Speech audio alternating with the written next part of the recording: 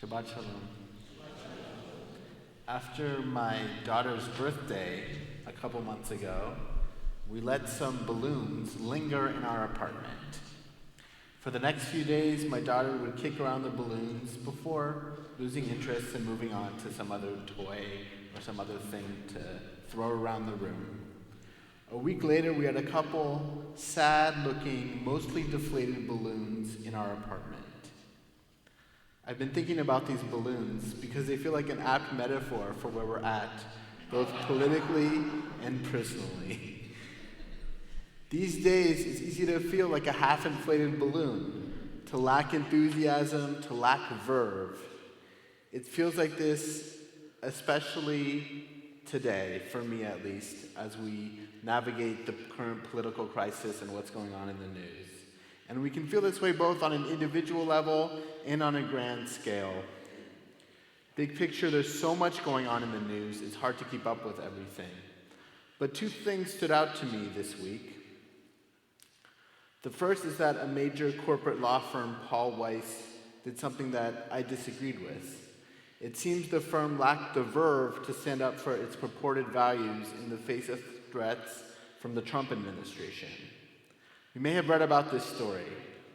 The administration threatened to remove government security clearances for lawyers at Paul Weiss. Removing security clearances would hurt the firm's business and would lead it to losing a significant number of clients who work with the federal government. The head of the law firm and President Trump met this week and they made a deal. The president and the firm are reporting that different things came out of the agreement, but some things are clear. The law firm agreed to donate $40 million in legal services to causes Trump supports and to get rid of its hiring practices that promoted diversity. In a similar vein, the Trump administration threatened to cut $400 million in funding from Columbia unless the university agreed to a list of demands. One of these demands was putting the Middle East Studies Department under supervision from an outside party.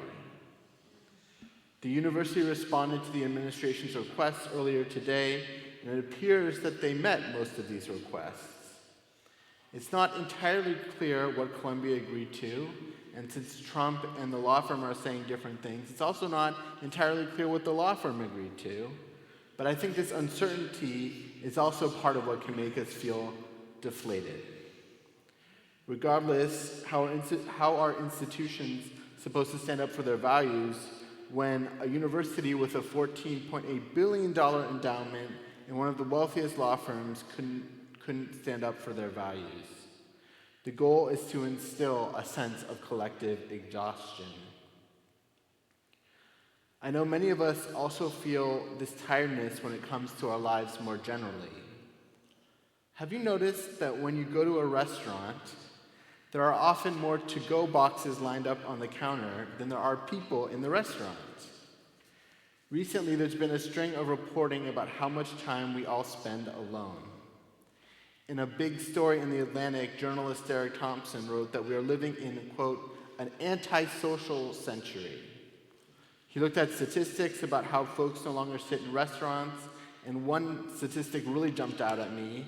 He found that in 2023, 74% of all restaurant traffic came from either takeout or delivery food. In the article, Thompson looked at all the ways spending time with others benefits us, but how we're reluctant to do it. And he quoted a psychologist named Nick Epley, who said, "A fundamental paradox at the core of human life is that we are highly social and made better in every way by being around people. And yet over and over, we have opportunities to connect that we don't take or we even actively reject." I think many of us know how this can play out. We know that we'd be happier with others, but we choose to be alone. I wonder if we make this decision to be alone in part because we're so exhausted. I can speak from personal experience. Rather than truly disconnecting and relaxing, I often spend time on my phone. This isn't really downtime. Our exhaustion contributes to making us antisocial. Our exhaustion can isolate us.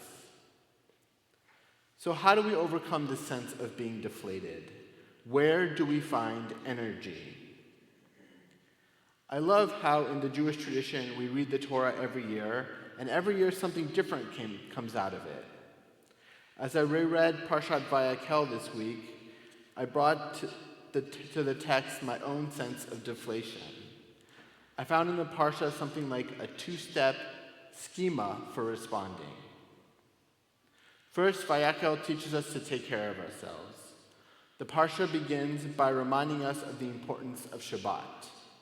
Before going into the heart of the portion, the construction of the tabernacle, we are asked to observe a day of rest. For our purposes, it's important to take care of ourselves. Yes, this is going to be a long haul.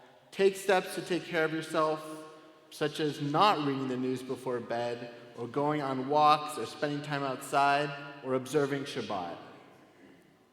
After this reminder about Shabbat, the description of building the tabernacle in our Parsha got me especially excited during this time of deflation. First, the text has this sense of vigor around the construction of the tabernacle. We hear numerous times in different ways how the artisans who built the tabernacle were gifted and, quote, wise of heart.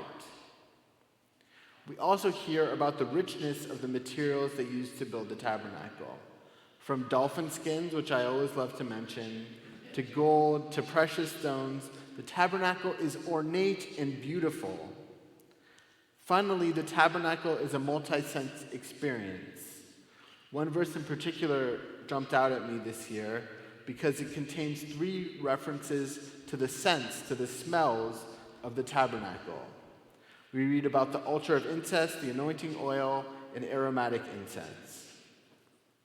When our forebears built the tabernacle, they were energized and they put all of themselves into it. In fact, the Torah explains that the Israelites were so excited about building the tabernacle that God, through Moses, had to tell them to stop bringing so many materials. Although the tabernacle can feel remote to us, sitting in San Francisco in the 21st century, I find this to be such a wonderful metaphor for how to reinvigorate our lives. The Israelites enthusiastically built the tabernacle, and they did it together. Building together in this way energizes us.